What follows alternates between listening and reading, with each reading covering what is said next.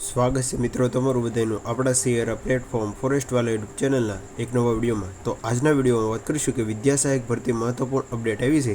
કે સૌપ્રથમ પહેલાં વાત કરીશું કે ટેટ પાસ ઉમેદવારો માટે સૌથી મોટા સમાચાર અને મળતી શિક્ષક એટલે કે તમામ ઉમેદવારો હવે શિક્ષક બની શકશે તે માટેના 5 સમાચાર છે તે આવી ગયેલા છે. તો સૌપ્રથમ આપણે જે નિવૃત્ત શિક્ષક કરાર આધારિત છે તેની 3 અપડેટ આવી છે તેની વાત કરીશું અને લાસ્ટમાં ટેટ પાસ ઉમેદવારો માટે સૌથી મોટા સમાચાર આવ્યા છે તેની વાત કરીશું. તો વિડીયોના અંત સુધી બન્યા રહીજો. તો શરૂ કરીએ આજનો વિડીયો. તો તમે સ્ક્રીન પર જોઈ શકો છો કે ટેટ પાસ ઉમેદવારો માટે સૌથી મોટા સમાચાર હવે મળશે શિક્ષક બનવાનો મોકો અને તમામ ઉમેદવારો માટે 5 મોટા સમાચાર આજે 31/7/2025 આ મહત્વપૂર્ણ અપડેટ આવેલી છે તેની વાત કરીશું. કે વિદ્યા સહાયક ભરતી મહત્વપૂર્ણ અપડેટ કહી શકાય કે તમે સ્ક્રીન પર જોઈ શકો છો કે શિક્ષણ વિભાગ ફ્યુઝ નિવૃત્ત શિક્ષકોને કામગીરી સોંપવાનો આદેશ આખરે રદ કરાયેલો છે.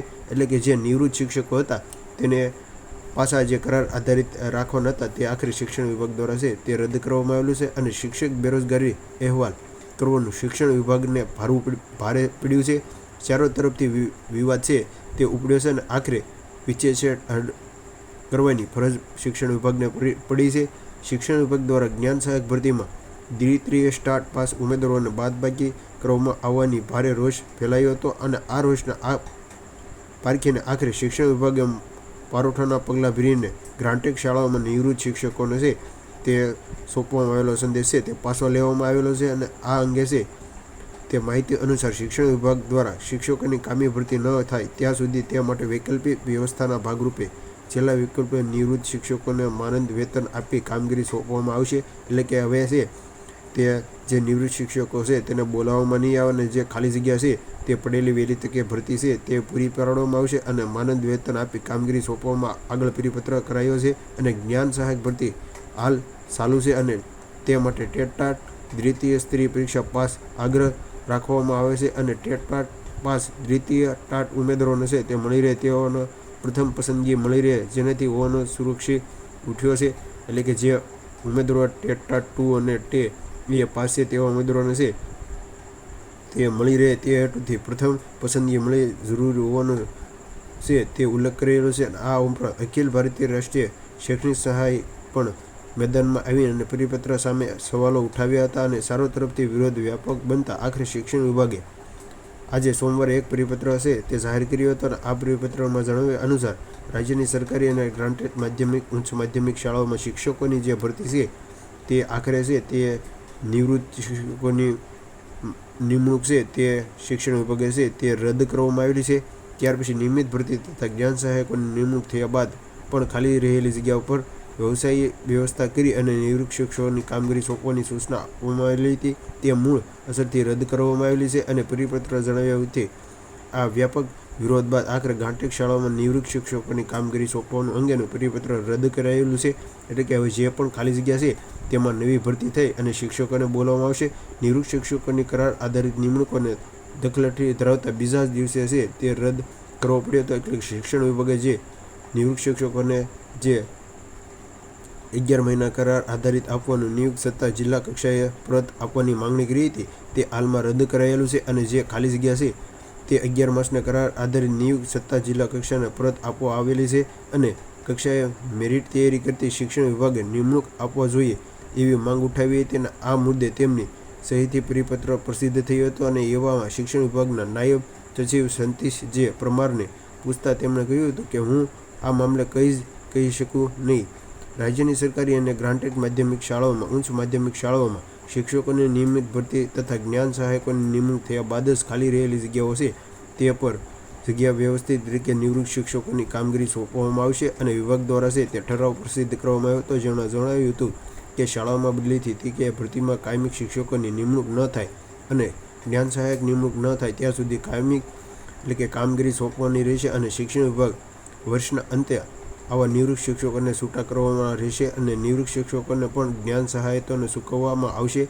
એ મુજબમાં જ માનદ વેતન ચૂકવવું પડશે અને નિવૃત્ત શિક્ષકોની નિમણૂક કામગીરી જિલ્લા શિક્ષણ કચેરી દ્વારા છે તે કરવામાં આવશે. એટલે કે સમજીએ કે જે નિવૃત્ત શિક્ષકોને જે ખાલી જગ્યા હોય તે આપવાની હતી તે હાલમાં રદ કરેલી છે અને જે ખાલી જગ્યા છે તે વહેલી તકે ભરવા છે તે ભરતી બોર્ડને કહેવામાં આવેલું છે. ત્યાર પછી વાત કરીએ તો તમે જોઈ શકો છો કે સોરી મિત્રો, ત્યાર પછી વાત કરીએ તો શાળાઓમાં ભરતી થવા છતાં જગ્યાઓ ખાલી પડેલી હતી અને સરકારે નિર્ણય કર્યો તો ભારે વિરોધના પગલે નિવૃત્ત શિક્ષકોની ભરતીનો નિર્ણય છે તે આખરે રદ કરાયેલો છે. અને ચારે બાજુથી છે તે વિરોધ થતા છે તે શિક્ષણ વિભાગ છે તે આ નિર્ણય છે તે પાછો ખેંચાઈ લીધેલો છે અને ભરતી પ્રક્રિયા હાથ ધરી હતી. તે આ ભરતી પ્રક્રિયા પછી શિક્ષકોની ખાલી જગ્યાઓ તે માટેના વૈકલ્પિક વ્યવસ્થાના ભાગરૂપે નિવૃત્ત શિક્ષકોની નોકરીએ રાખવા તેવો પરિપત્ર રાખવામાં આવ્યો હતો. અને આ પરિપત્ર પછી ટેટ પાસ 25,000 જેટલા ઉમેદવારોને હજુ નોકરીથી વંચિત છે. આવો ઓછી ખાલી જગ્યાઓના કારણે તે પછી જરૂરિયાત પ્રમાણે વિષય ન હોવાથી ઉમેદવારોને નોકરી મેળવવામાં શક્ય નથી. એટલે કે કહી શકાય કે જે ઉમેદવારો ટેટ ઓલરેડી પાસ છે તેવા ઉમેદવારોને છે તે નોકરીનો ચાન્સ મળી રહે.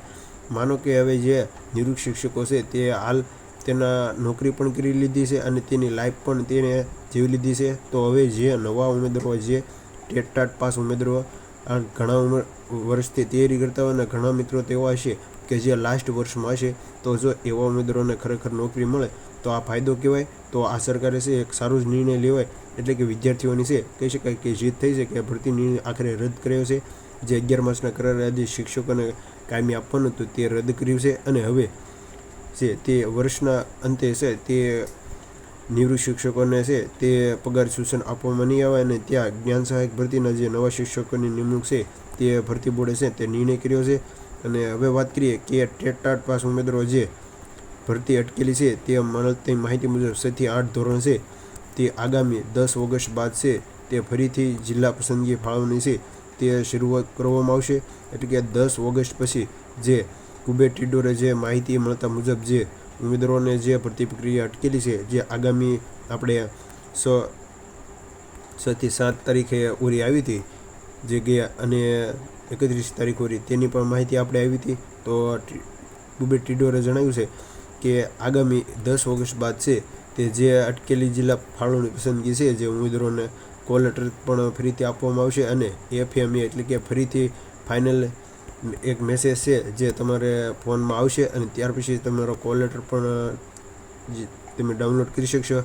તો આજની આ વિડીયોની જો માહિતી સારી લાગી હોય તો તમારા મિત્રોને શેર કરજો. તો મળીએ એક નવો ઉપયોગી વિડીયો સાથે. ત્યાં સુધી બન્યા રહેજો. Thank you for watching video.